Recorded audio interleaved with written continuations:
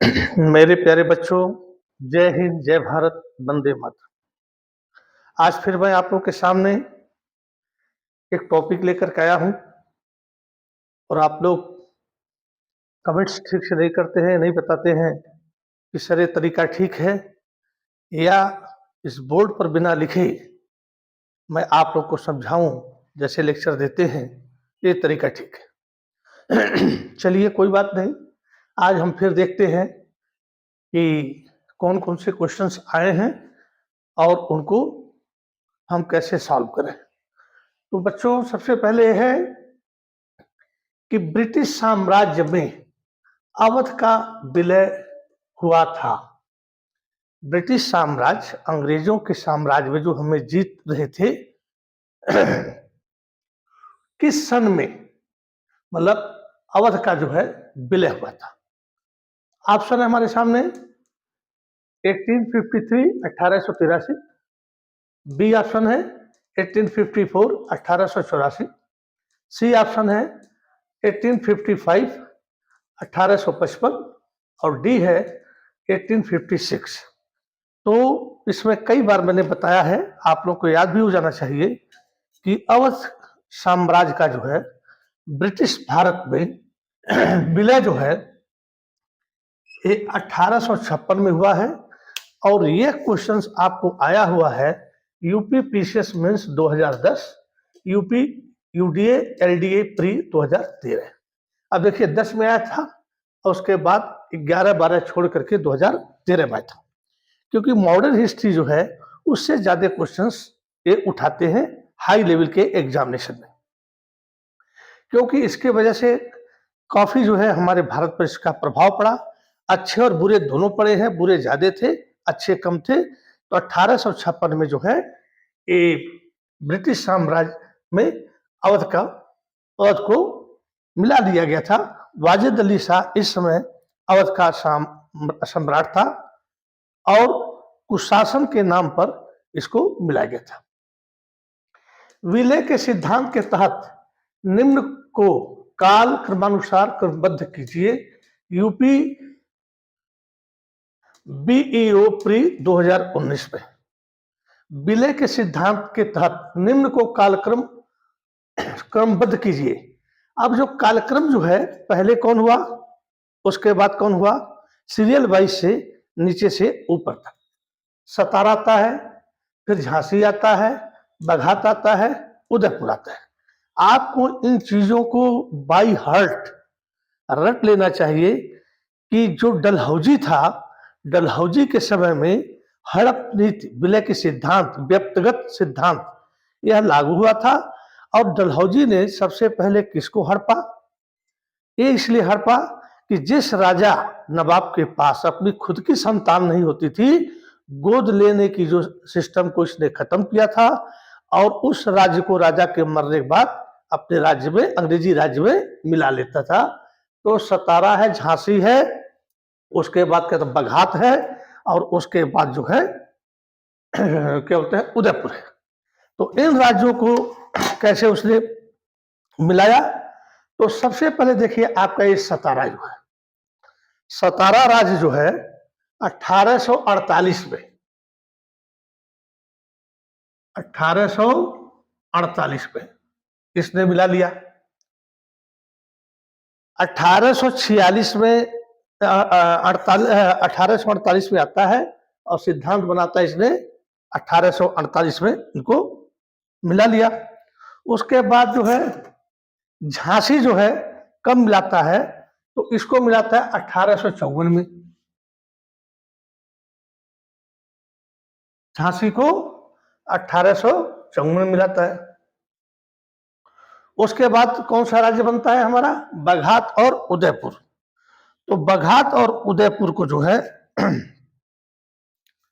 बघात 1850 में और उदयपुर 1852 में, 1850 और 1852। तो विलय के सिद्धांत के तहत निम्न को कालक्रम के अनुसार जो है इसको कीजिए। तो इसमें मैंने क्वेश्चन शायद लिखना यहाँ छोड़ दिया है कि कैसे है, तो सबसे पहले आपका सतारा आ गया, उसके बाद बघाट आ गया, फिर उसके बाद उदयपुर आ गया। तो इसमें जो है देखिए सबसे पहले ए है, उसके बाद आपका डी है, सॉरी, उसके बाद आपका जो है ए सी, उसके बाद डी, उसके बाद बी, ए सी डी बी। तो आपका जो है सतारा, झांसी, बघाट,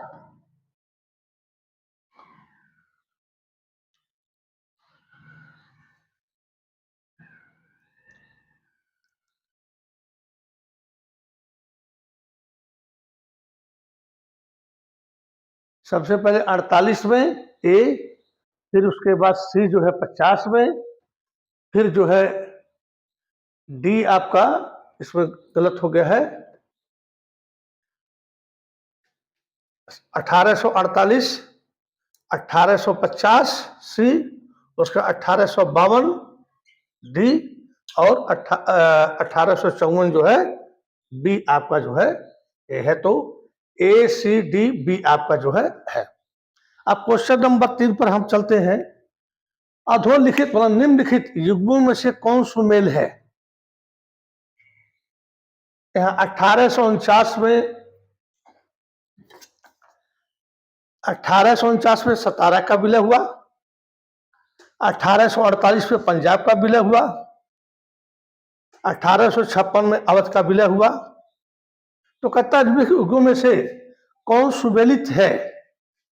तो अभी सतारा जो कितना था 1848 में था, यहाँ 49 लिखा है तो ये तो है नहीं।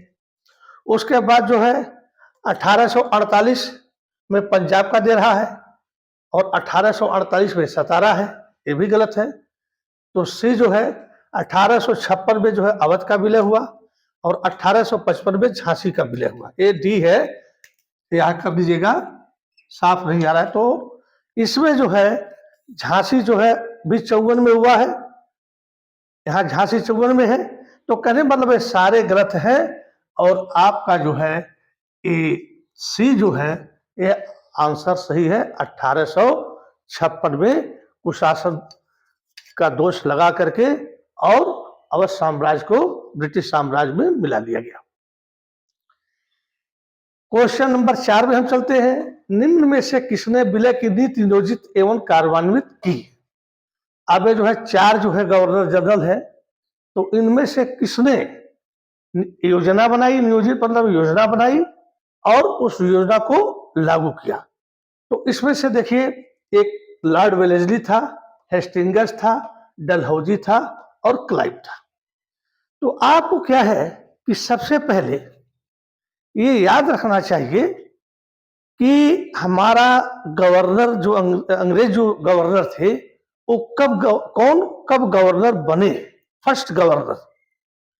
दूसरा जो है आपको याद रखना चाहिए गवर्नर जनरल कब बने, और तीसरा आपको याद रखना चाहिए कि वायसराय पहला कौन बना। तो एक है देखिए, एक क्लाइव जो है ये पहला गवर्नर था, क्योंकि प्लासी के युद्ध के बाद बक्सर के युद्ध में था नहीं, लेकिन जब आया तो इसको गवर्नर जनरल बनाया गया था। उसके बाद हेस्टिंगस गवर्नर था, लेकिन 1774 में गवर्नर जनरल पहला बना बंगाल का। उसके बाद वेलेजी भी गवर्नर जनरल था और डलहौजी जो है वह जो है 1848 में आता है और उसके बाद 1856 में चला जाता है। यही जो आदमी है जिसने जो है हड़प की नीति, डॉक्ट्रिन ऑफ लैप्स, व्यक्तिगत सिद्धांत का इसने नीति भी बनाया और इसने जो है आपके ऊपर बता रहा हूं इन राज्यों को अपने ब्रिटिश साम्राज्य में एन केन प्रकीर्ण 2 चीजें थी, एक कुशासन का प्रबंध लगा करके और एक जो है जिनके वारिसदार नहीं है उनकी नीतियां बना करके, जिसमें आपको सतारा भी लिया, झांसी भी लिया, बघाट भी लिया और उदयपुर लिया। अब कुशासन का प्रबंध करके इसने अवध को अपने राज्य में मिलाया। तो ये जो है विलय की नीति जो है, वेलेजी भी नहीं था, हेस्टिंग्स भी नहीं था, क्लाइव भी नहीं था, और ये जो है डलहौजी था। ये बड़ा ही यंग ऑफिसर था, आया था 34-35 साल की उम्र में, और इसने ब्रिटिश साम्राज्य को ज्यादा से ज्यादा जो है मिलाना था और खूब लूटना था। तो ये तो आपको कई बार मैं बता चुका हूं कि हमारी फुटमत जो है, हमारी एकता का जो अभाव था, उसके कारण ये सब हमारे साथ हुआ। और आज भी हमारे देश में जो शीर्ष लेवल पर नेता लोग हैं, जिनके ऊपर संविधान में एक कार्य दिया गया है कि आप देश को चलाइए, आगे बढ़ाइए, तो ये तो संसद में आप लोग हमसे ज्यादा जानते होंगे कि रोज डाक फाइट करते रहते हैं और मजा नहीं आता है कि देश चला रहे हैं या क्या कर रहे हो। चलिए, क्वेश्चन नंबर 5, ब्रिटिश द्वारा कुशासन का बहाना लेकर निम्न प्रांतों में से किस एक शासक को हटा दिया गया? अब देखिए, कहता है कि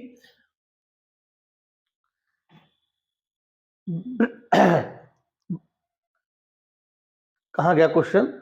हाँ, ब्रिटिश द्वारा, अंग्रेजों द्वारा कुशासन मतलब अच्छा शासन नहीं है, बहाना लेकर, इसका बहाना करके निम्न प्रांतों में से, जो नीचे लिखे हैं प्रांत, उनमें से किस एक का शासक हटा दिया गया। लेकिन ये डलहौजी वाला जो क्वेश्चन था बच्चों, ये आपका आया था यूपी पीसीएस मेन 2011। देखिए, डलहौजी का जो इसने जो काम किया था, उतना काम किसी शासक ने नहीं किया था, इसलिए बार बार जो है ये जो है इसका प्रश्न में आता है।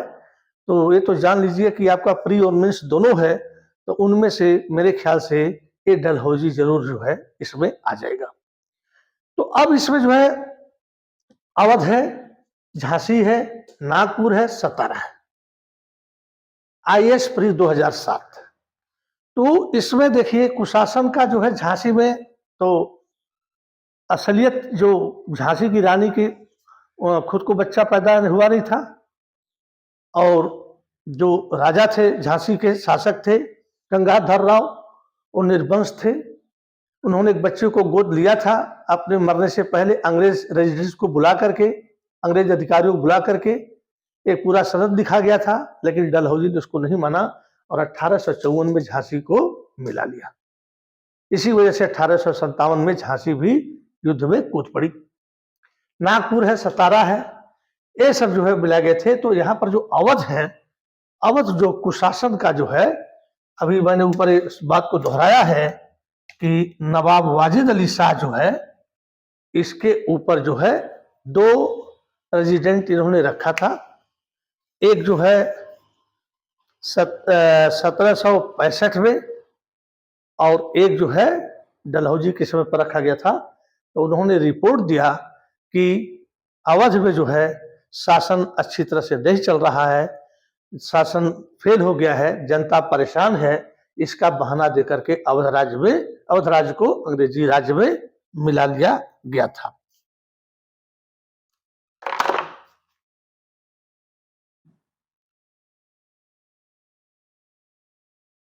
और उस समय एनबरो जो है अवध में जो है, ये हमारे रेजिडेंट थे, यानी दूत थे अंग्रेजों के। उन्होंने ही रिपोर्ट लगाई थी कि अवध का शासन जो है ठीक से नहीं चल रहा है। उसके बाद अब आता है, भारत में ब्रिटिश शासन के दौरान निम्न राष्ट्रीय राज्यों के विलय क्रम पर विचार कीजिए। अब देखिए कि ऊपर भी वही क्वेश्चन था, क्वेश्चन सब मिला जुला करके ही आते बेटा, कि एक ही क्वेश्चंस को आप तो जानते ही हैं, कई बार तोड़ मड़ोड़ करके करते हैं, तो इसमें वही लड़के पास होते हैं जो बड़ी गहराई से, इसमें बहुत ज्यादा मेहनत करने की जरूरत नहीं होती है। हम भी पढ़े हैं, टीचर बनकर रिटायर हुए हैं, तो जैसे जैसे आदमी की सोच बदलती जाती है और वैसा वैसा ही जो है आदमी करता जाता है। तो इसमें जो है आपको सबसे पहले देख लेना चाहिए कि गवर्नर कौन था, फिर गवर्नर जनरल कौन बना, उसके बाद वाइसराय कौन बना, और गवर्नर जनरल के बीच में ही ज्यादा घटनाएं हुई हैं।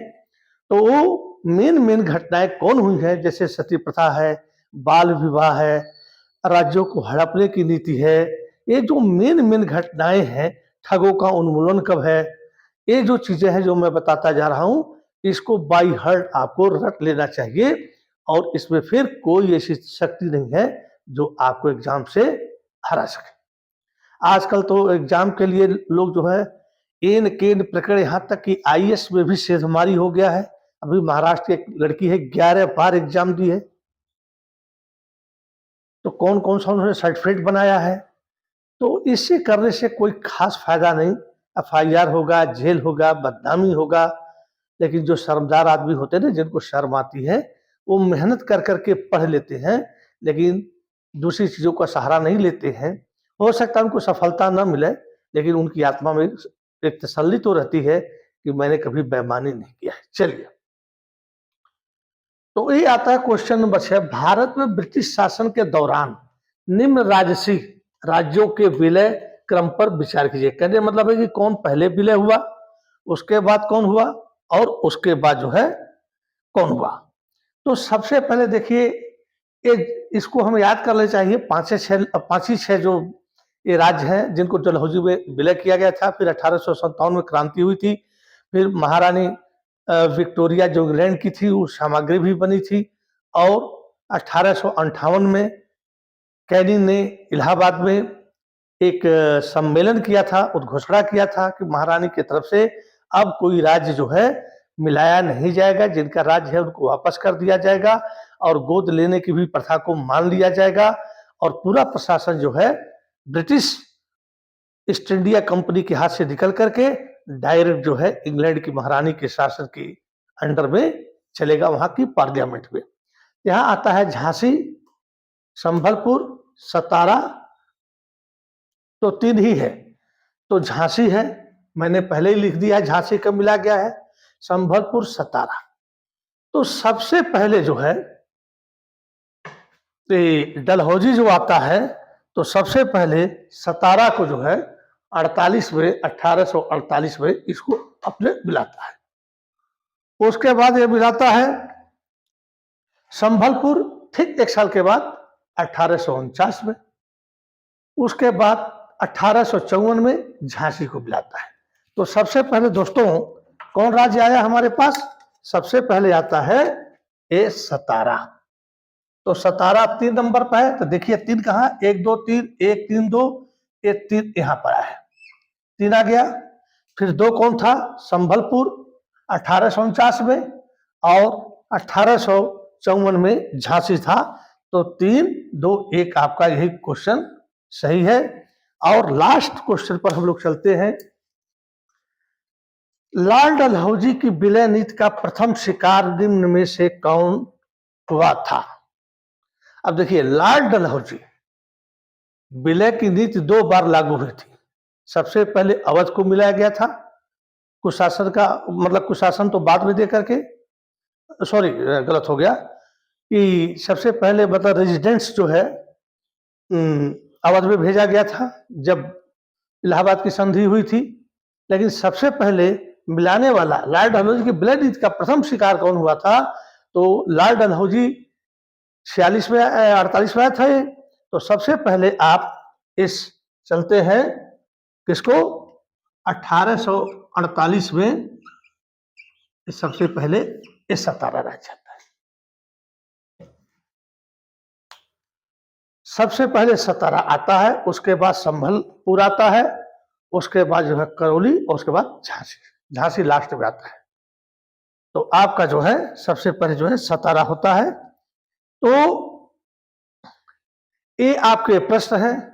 मैं एक रिक्वेस्ट के तौर पर बोल रहा हूं कि इसमें समय हमको ज्यादा लगता है। 7 क्वेश्चन ही आपके हमने अभी तक बताए हैं। कि क्या मैं, जो बच्चे देखने वाले हैं, जो इंटरेस्टेड हैं, या क्वेश्चंस को पढ़ करके उनका आंसर्स बिना बोर्ड का सहारा लिए बता दूं, वो ठीक रहेगा, या ऐसे ही कछुआ छाल हम चलते रहे और धीरे धीरे चलते रहे। आम नौकरियां देखिए आपकी निकल रही हैं। आपने जो पढ़ाई किया है वह किस लिए किया है, एक अच्छी लाइफ को बनाने के लिए।